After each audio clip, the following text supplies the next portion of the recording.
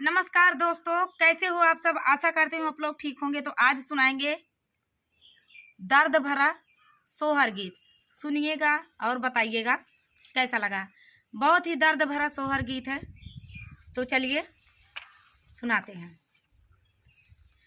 घर में से निसारी तेरी आवा नहीं हरवा में ठाड़ी नहीं हरवा में ठाड़ी भाई हो माया दाई देती जहारे का पुड़िया ता खाई मारी जाई ता खाई मारी जाई ता हो माया दाई देती जहारे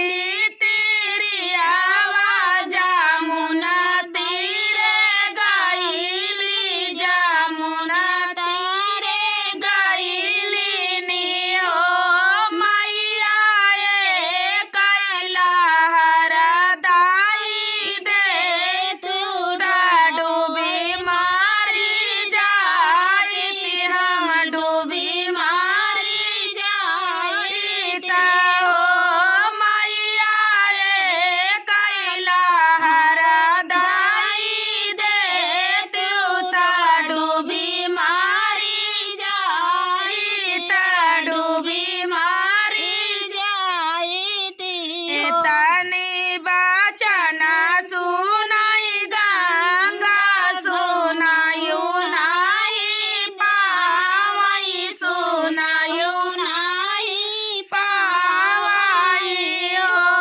बेटी कवाना संकट तोरे जिया माउता हमसे मांगियो माउता हमसे मांगियो हो बेटी कवाना संकट तोरे जिया माउता हमसे मांगियो माउता हमसे मांगियो सासू मोरी बजली बोला वही नाना दे बोलिया बोलाई नाना दे बोलिया बोलाई हो मैया जे करी माई बारी से लियाई वो घर से निकाल वो घर से निकाल जाऊ ना बेटी अपने घरे अपने साजना घरे अपने ससुर घरे हो बेटी आजू के नवाए माहिना वाला लाना तोहरे होई हाई लालना तोहरे होई हाई हो बेटी आजू के नवाए माहिना लालना तोहरे होई हाई लालना तोहरे होई हाई हो आठ महीना बाके बीतला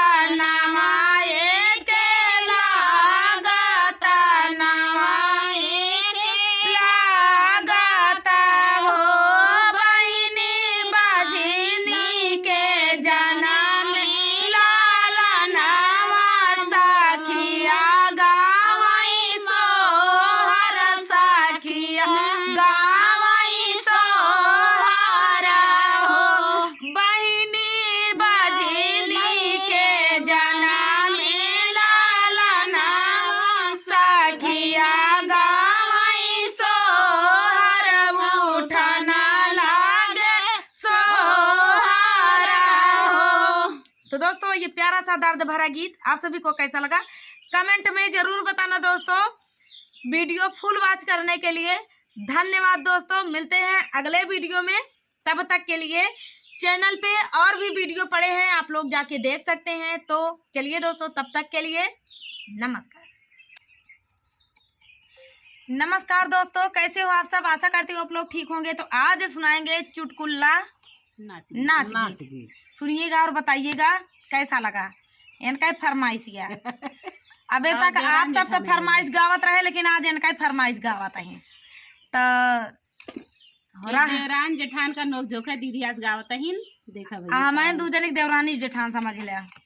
तो आज नोक झोंक गीत गाएंगे और सुनिएगा। बहुत ही प्यारा चुटकुला नोक झोंक गीत है। आप लोग को चुटकुला गीत अच्छा भी लगता है तो उसी के लिए गा रहे हैं। कैसा लगेगा फुल आवाज करके सुनना। छोटा सा है, आप लोग जाइएगा वहाँ। चलिए सुनाते हैं। हमसे न करा तिल तेरा हमारे कोतवाली में डेरा, हमसे न करा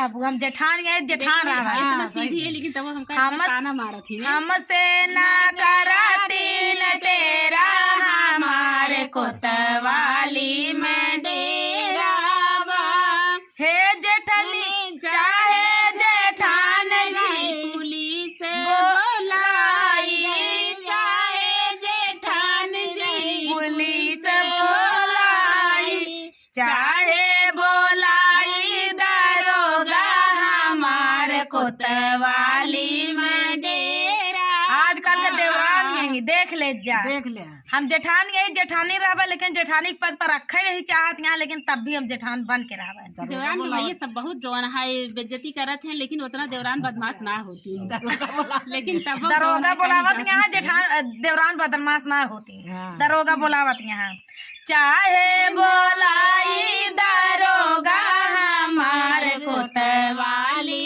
में डेरा चाहे जेठानी तुम्हें जेल भेजवाई चाहे जेठान तो है जेल भेजवाई चाहे भेजाई जेल खाना हमारे कोतवाली में डेरा बा चाहे भेजाई जेल खाना हमारे कोतवाली में डेरा बा हमसे ना करातीन तेरा हमारे कोतवाली में डेरा बा हमसे ना करातीन तेरा हमारे कोतवाली में डेरा बा चाहे जेठान तोहर ले जमानत चाहे जेठान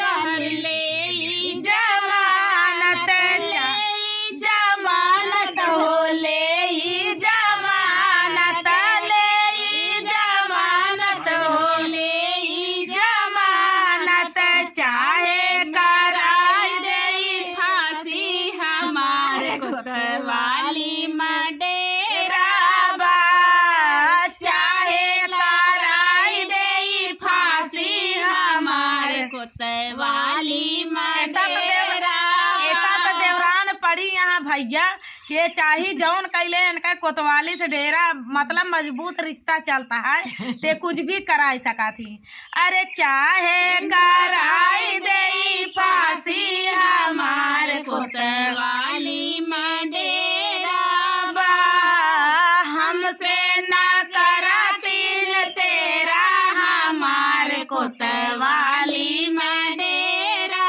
बा हमसे ना करातीन तेरा हमारे कोतवाली में डेरा बा तो चला भैया जेका जहाँ डेरा है जमाए रहा कौनो बात नहीं है मुँह न लड़ावे तो काहे के देवरान जेठान से झगड़ा हो भाई करे लेकिन जनता है देवरान जेठान केतना हुआ है वो खटपट कुछ ना कुछ तो चार बार तने में कुछ ना कुछ खटखट हो भाई करे बिना देवरानी जेठानी के मजा नहीं आवत।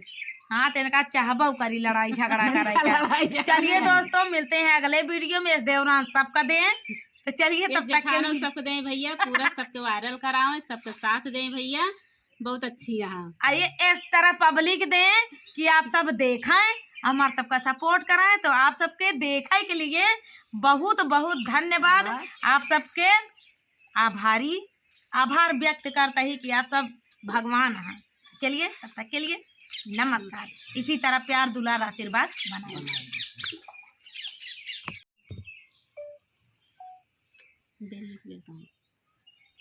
अरे बेरिया की बेरा तो हाई बराजे रे बेटा यारे बराजे रे बेटा यारे जिनी सासुरारिया का जाया रे लाला नवाया रे जिनी सासुरारिया के जाया रे लाला नवाया रे वही सासुरारिया में सासुरु के धेरिया यारे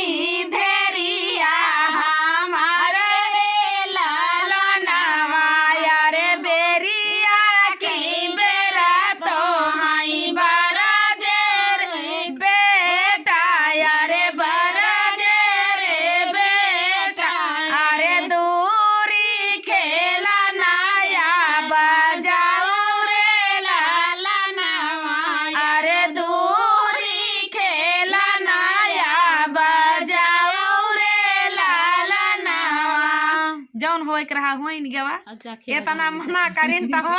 तो चलिए दोस्तों मिलते हैं अगले वीडियो में। गीत कैसा लगा कमेंट में जरूर बताना दोस्तों। तो चलिए तब तक के लिए नमस्कार, राधे राधे।